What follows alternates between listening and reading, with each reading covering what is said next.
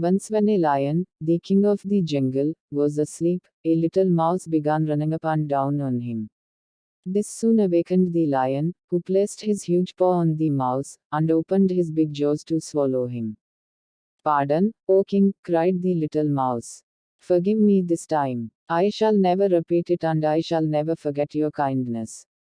And who knows, I may be able to do you a good turn one of these days." The lion was so tickled by the idea of the mouse being able to help him that he lifted his paw and let him go. Sometime later, a few hunters captured the lion, and tied him to a tree. After that, they went in search of a wagon, to take him to the zoo. Short story is just then the little mouse happened to pass by.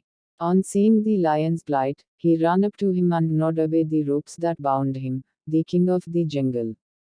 "Was I not right?" said the little mouse, very happy to help the lion.